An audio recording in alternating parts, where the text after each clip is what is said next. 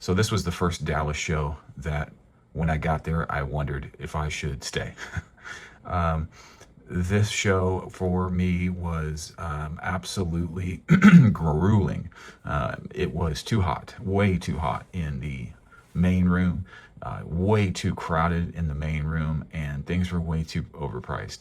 It's getting to be a situation at the Dallas Card Show where either you go with the intention of selling or you go with the intention of picking up, mid to lower end cards. Anything higher end is especially if it's anything good like a first Bowman auto or a 90s insert or Dynasty or Flawless or any of the cards that used to be mainstays in prior Dallas card shows. As far as I would go and I would pick up a big card, Prism color matches, rookies, just really nice cards were attainable. They're getting to the point now where nothing is attainable. No dealer wants to be leaving any meat on the bone on any cards that are hot or that are coveted. Any nice staple card that has the opportunity to go up as the player develops or as the player's market develops. All those cards are just at least I'd say 30 to 50% above last comp. And so, I get it, I guess, to an extent on some cards. Dealers know they're eventually going to get close to their asking, I guess, or they just hold them until they trade with another dealer, maybe. I don't know. I don't know what's going on with the card market, but the high prices are one thing. The crowd and the heat made this show almost not even worth it. And for me, it was kind of the end in a way because my son's going off to college in a few weeks, and I think that my days of going to the Dallas Card Show with him and spending the night doing trade night till late in the evening on Saturday night, getting back up on Sunday and going on Sunday, they've probably come to an end. And as I continue to go to the Dallas Card Show, because I will, I think I'm just going to go on Sundays. A lot of the dealers are gone by Sunday, but I think some are starting to realize that is a good time to stick around because the crowds get a little sparser.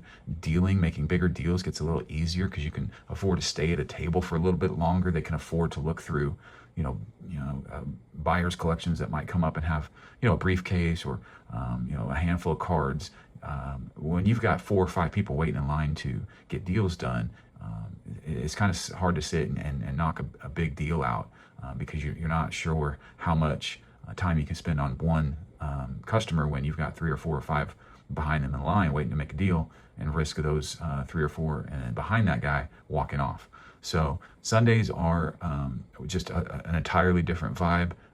At least you can move around and maybe get some deals done on some lower end stuff. And so that's kind of what this show was for me. I did buy not a big card by any means, but a hot card, and I had to pay over last comp, which I don't have a problem doing on cards that I know are good finds, and that was what this card was for me. Let me show you a picture of how crowded the show floor was on Saturday.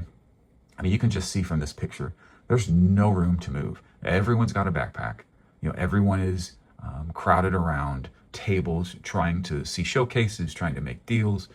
I'd say 90% of the guys in this hobby, if they're at a dealer's table and they're talking to the dealer and making a deal, and they realize that they're kind of taking over that dealer showcase, they'll scoot over to the side, or if they notice that you're peering over their shoulder, they'll try to move their briefcase over a little where you can see the entire showcase. And then there's some guys that spread out. They put their hands on both sides of the showcase and they make it harder for you to see what's in the showcase. I don't get that. That's just jackassery. There was one guy that he was being so insane about it that I literally was like neck to neck with him. I'm like, you're not gonna let me see? I'm gonna get real close to you and try to make you feel uncomfortable, just so you know how much of a jerk you're being right now by hulking over this dealer showcase and not letting anyone see what's inside.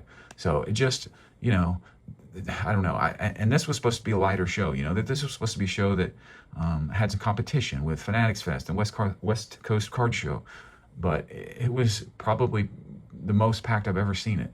Who knows where this show is going. They need to expand it. They need to get the AC fixed.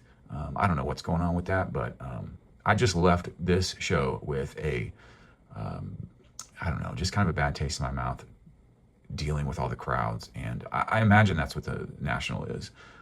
And so I really have always kind of wanted to go to the National, but I think I missed my window. I think the National moving forward is just going to be this show times 10. And I really have no interest in fighting crowds to look at overpriced cards and dealing with dealers that have no interest in making deals that you can find on eBay. You know, why not just stay home and find stuff on eBay? Better stuff too. You know, there were a couple cool cards that I noticed. I just took 2 pictures of 2 cards to show you guys. One was this Jeter. I just thought it was cool because of the cutout. It is a 2025 Topps Archives Derek Jeter 64 stand-up autograph, $600. Great autograph. Jeter always does great with his autographs. Cool card. In a PSA 8. I think it was a couple $100 over the last comp, and I had no interest in getting it, just in showing you guys how cool it was. And boy, what if you got one of these and punched it out and stood it up on your desk? That'd be pretty awesome. And the other card of note was this Justin Gaethje UFC Superfractor 1 of 1 with an $8,000 sticker. No one's going to pay anywhere near that, I would assume. Definitely not me, although I thought it was really cool and worth taking a picture to show you guys. So I did move this card, this Dirk Donruss. It's a patch auto, sticker auto, but a gorgeous patch. I pulled this out of a box, and I sold it to my nephew for $280. And nephew, if you're watching, the card ladder value on this is $600. So I think you got a pretty nice deal there. But I'm always trying to hook him up, trying to help him grow his collection. So I moved to that card. All right, let's get into what I did pick up. Like I said, Dallas is just becoming the, for me at least, the show where you go to try to pick up cool cards, raw cards, mid to low end, stuff that dealers are willing to move near comp, and to just keep it moving. So the first one is, this is the pigskin version, Jackson Dart rookie. You know, this is probably a $50, $60 card. It's cool. It's Jackson Dart. He's super hot. It's a rookie card. This is the stuff that I'm picking up at Dallas shows now because, you know, it's affordable and pretty cool. So got this. I do like Jackson Dart, so we'll see how he does. Okay, and so the other card I got in the deal was this, the Bowman Chrome Jacob Wilson.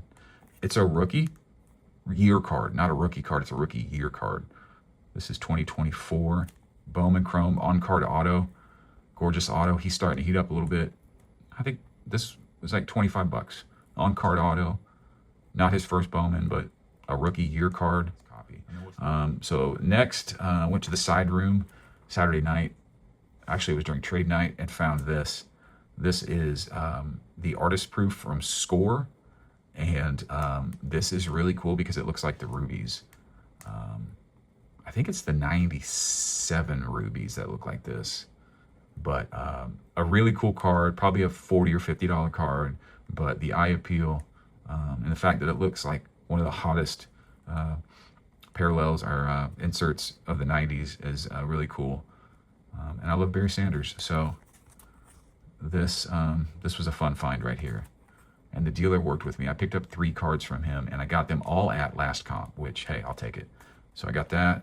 The other card in that deal, or another card in that deal, was this 2010 Topps Chrome X-Fractor Griffey. Anything Griffey is just going nuts. This looks fairly centered for a 90s refractor. It's a little heavy left to right, but love X-Fractors, of course, and I love Griffey. So that was another fun find. And then the last card of that deal was this. This is a 1997 Donruss Signature Series. Pedro Martinez on card. These are out of 1,000. This is 200 out of 1,000. And this set was really cool. It was an expensive pack in the day, but every pack had an auto.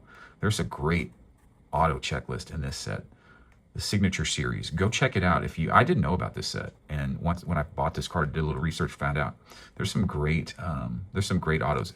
Like Tony Gwynn is in this, A-Rod is in this, Pedro's in this, Will Clark, Juan Gonzalez, just a ton of 90s stars are in this. And it was kind of a new thing to have one auto per pack, and they were selling for $15 a pack back in '97. So what would that be today? Like maybe $100, maybe $100 a pack. But this is about an $80 card. I got these 3 cards for $150, which, like I said, was last comp. So moving along, I did buy one slab, not a huge slab, but to me a slab that I've always wanted to get, and that is the 1989 Topps Traded football card of Deion Sanders. This is way better than his 1990 Topps. The 1990 Topps is just his face, and there is a 1990 Topps Tiffany version, but like I said, that picture just is not. It's just his face. Shh. Hey. So this to me is a way better card. Boogie, boogie, no ma'am. And it's a high pop. This card's probably like a 4,000 plus in a 10. This was I think it comped around 70 to 80 bucks. Got it for 55. So did okay on this one. But just a really cool XRC of one of my faves. Somebody at PC, Deion Sanders. And then the last card I got, and I've been looking for a card of this player. This player is extremely hot right now for a couple of different reasons, but when I show you this card, you'll know. So saw this in a dealer showcase, and he wasn't around, but his friend was running his table for him while he stepped away. There was no price on this. I called, I offered, let's see, what did I didn't even offer. I said, how much on this card? And the guy told him he didn't want to sell it, he just had it out.